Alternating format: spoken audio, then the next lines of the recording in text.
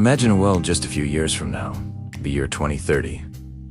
Life is, well, it's a lot like today. Maybe the phones are a bit thinner, the car's a bit quieter, but deep down humanity is restless, searching for something more, something real. And then, he appears. He doesn't claim to be a reincarnation, not a clone, not even a long-lost relative. He says he is a channel, a living antenna, tuned into the collective field of everything Elvis Presley ever was. He has the voice, the swagger, the electrifying charisma. But it's deeper than just an impersonation. He embodies the very archetype of freedom, rebellion, and a kind of raw, magnetic energy that defined an entire century. He shows up on screens, at public gatherings.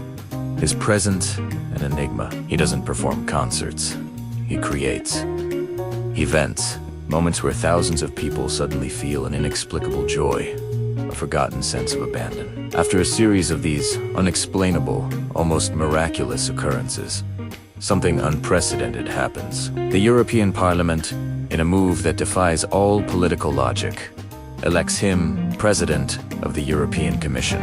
The world is stunned. How could this happen? What force could move the most bureaucratic institution on Earth to embrace a rock and roll ghost? The answer lies in what scientists would later call the Elvis effect.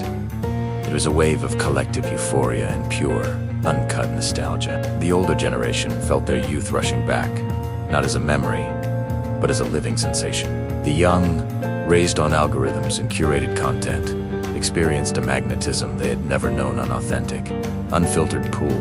Neurologists were baffled. Brain scans showed synchronized dopamine responses in millions of people at the same time, triggered by his voice, his image. The result was a massive, continental uplift in mood, but with it came a strange kind of chaos. Collective concentration on mundane tasks plummeted. Who wants to fill out a spreadsheet when you feel the rhythm of jailhouse rock in your soul? This wasn't just about feeling good, though. It was an awakening. Elvis, as the archetype of rebellious freedom, infected people with a powerful idea. No system, no matter how rigid, can cage the human spirit. Young people began to question the life they were told to want. They started seeking what they called the vibration of authenticity, rejecting robotic conformity in their jobs and swiping past shallow, transactional relationships. The new mantra wasn't "I love you," but something far more profound. Vibrate with me. And this vibration, it wasn't just metaphorical. A hormonal revolution began to sweep across Europe.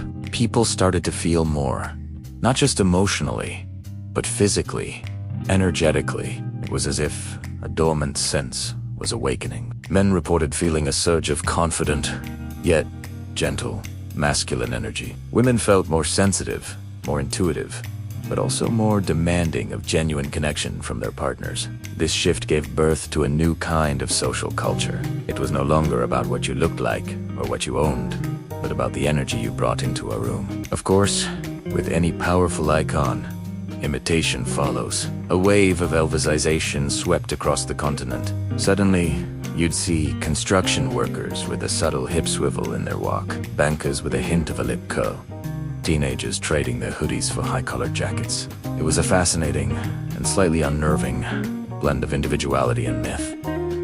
It also triggered a new kind of identity crisis. People started asking themselves, who am I? Really? If we're all singing the same song, is this unity?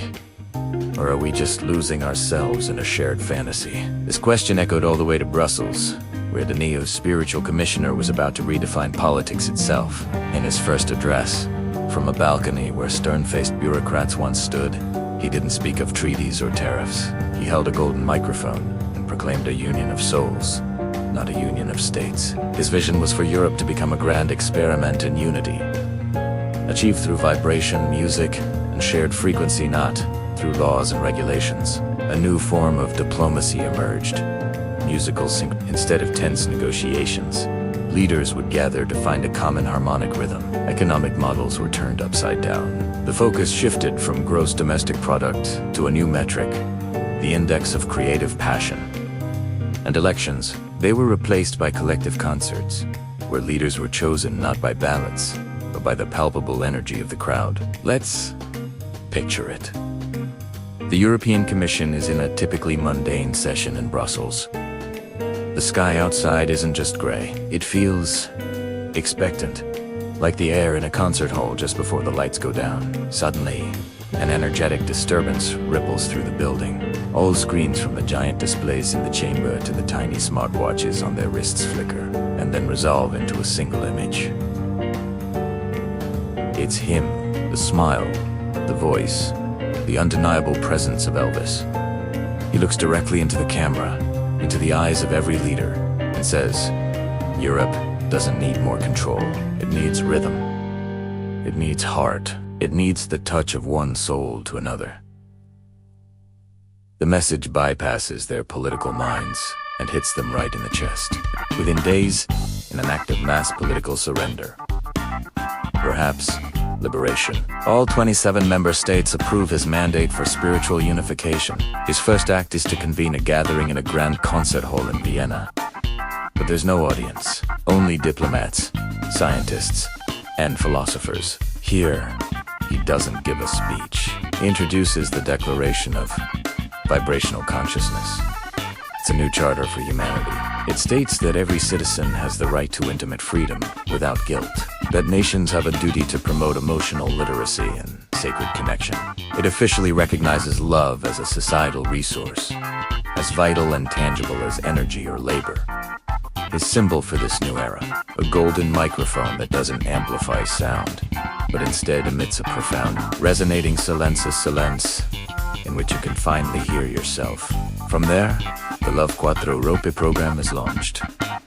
The changes are radical and immediate. In Paris, schools introduce rock and roll meditations to help children connect with their inner rhythm. In Berlin, psychiatrists and priests begin working together on soul therapy. In Sofia, young people learn to dance their thoughts and emotions in public squares, instead of arguing online. The results are staggering. Within a single year, reported aggression and violent crime dropped by 60%. But there's a side effect. In some cities, people start hearing music inside their own minds, a constant, beautiful, and sometimes distracting inner soundtrack. But not everyone is dancing. In a secret, lead-lined chamber beneath the European Parliament, the old guard of technocrats, the displaced politicians, the corporate lobbyists are in a state of panic. This Elvis effect is a disaster for them. It reduces mindless consumption, it makes people emotionally independent, and it turns love into something that can't be bottled, branded, or sold. It threatens their entire world order. They devise a counterplan, a deharmonization program designed to flood the continent with digital noise, subtle frequencies that would disrupt the new coherence and drive people back into states of anxiety and desire. Just as they are finalizing their sinister project, the doors to their secret chamber slide open. He enters, not with guards, but alone, holding a simple acoustic guitar. The plotters are frozen, half in fear, half in awe. He doesn't say a word. He just sits down and begins to play. A simple, heartbreakingly beautiful melody. It's a song of loneliness, of love, of being human. And as he sings, something breaks. The hardened faces of the powerful begin to crumble. A griseled ex-general is the first to weep. Then a ruthless CO. One song disarms an entire shadow parliament. His mandate, which he said would last for a single cycle of the moon, comes to an end. He gathers the people of Europe, not in a stadium, but in a vast ancient amphitheater under a canopy of stars. The energy is calm, profound, and united. He stands at the center, the golden microphone silent in its stand. "I was never a man," he says, his voice a gentle hum that everyone feels in their bones. "I was the memory of what it means to be truly alive, the memory of your own freedom." And with those words, his form begins to shimmer, dissolving not into dust, but into a wave of pure light and sound that washes over the crowd and across the continent. He is gone, but the vibration remains. A part of that music, that feeling, is now anchored inside every person. Europe is transformed.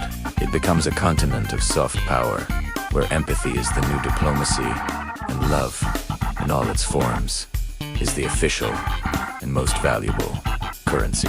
Thank you so much for joining me on this journey.